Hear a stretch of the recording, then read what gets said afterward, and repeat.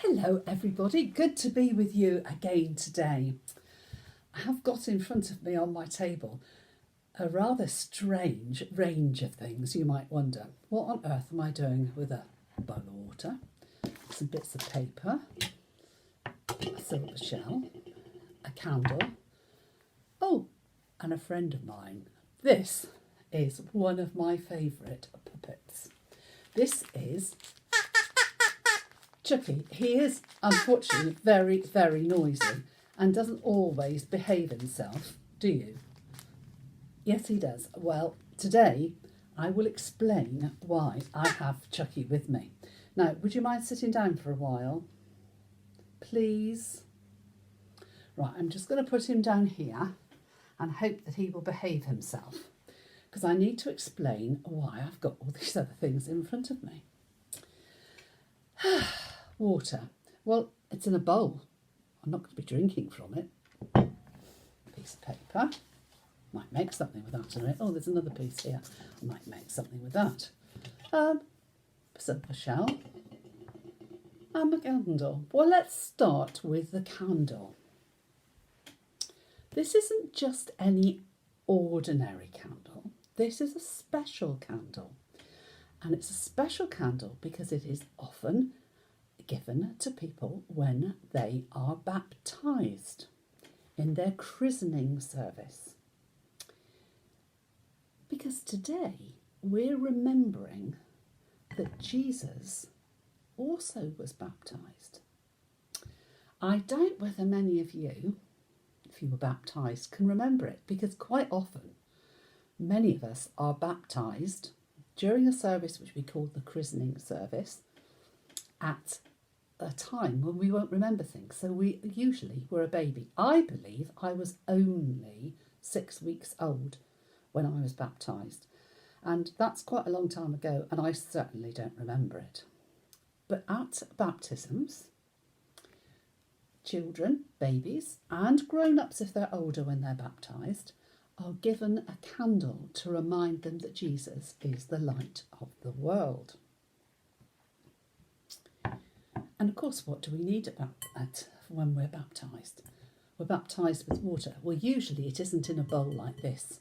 It's usually in church in a big stone sometimes, or even wood bowl on a stand, which is called a font. And when I baptise people, I always use this special shell I was given, a shell to indicate travelling, journey, and pour that over the person's head. So we do this and we baptise them in the name of the Father and the Son and the Holy Spirit. As I said, I doubt whether many of you remember that. But this morning I'd like to talk about Jesus' baptism, because Jesus wasn't baptised until he was a lot older, until he was grown up. And he went down to the River Jordan, where his cousin John was baptising people, preparing people for the coming of a special person. And they didn't know who the special person was. They were looking for a Messiah, the special person was called. And that actually was Jesus.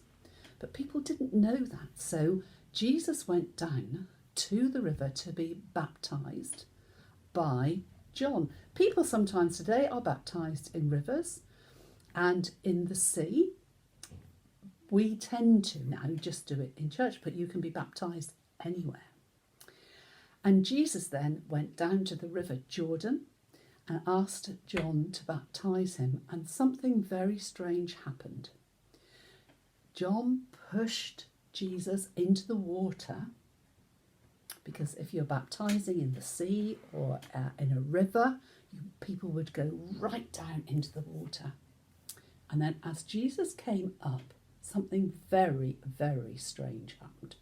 The clouds parted and a dove appeared on Jesus' head. And a voice from heaven said, "This is my Son, my beloved. Listen to him." Those words were said again when Jesus took his disciples up the mountain after he started his teaching, in something we call the Transfiguration, which you might have heard about.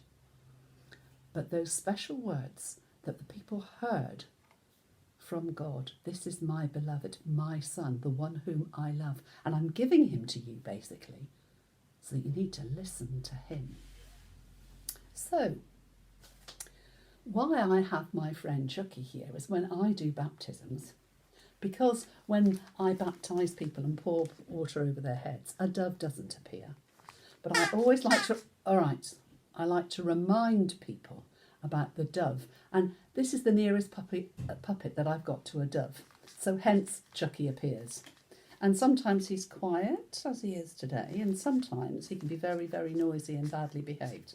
But I'm pleased to say he's really been good today. So I will let him watch what I'm going to do next, because I'm going to make us a dove. I'm not ignoring him, but if you want to make a dove yourself to remind you of the dove that came and landed on Jesus' head, showing that he was special, we just take a piece of paper like this and we fold it like a concertina, like that, right? And then, if you can make a shape like a dove, like that, and put a little slit in there, you put that folded piece of paper through, and you've made your dove. And the dove is a symbol of the Holy Spirit, that special energy, if you like, that special thing that we get from God through Jesus that helps us in our lives. And Jesus was given that Holy Spirit by God his Father when he was baptised. And we believe when we're baptised, we also again receive the Holy Spirit. Holy Spirit's all around us. The dove is flying all around us and bringing God's love to us. So at Jesus' baptism, God's love was declared, was said to him so that everybody could hear it. This is my son, my beloved, the one I love. And I want you to listen to him, because what he's going to tell you about in his teachings is really, really important. I love the story of the baptism of Jesus, because Jesus, just an ordinary man he would have looked coming along to be baptised by John, to go down into the water. But he went down into the water. Everything that was, if you like, normal about him was washed away, and he came back up as the Son of God, God's beloved. And the symbol of the dove reminds us of that. And our candle, which we receive at our baptisms, shows us that Jesus, reminds us that Jesus is the light of the world. And that light never goes out. The candle might burn down, but that light never burns out. So it's a lovely story, I think, of the baptism of Jesus.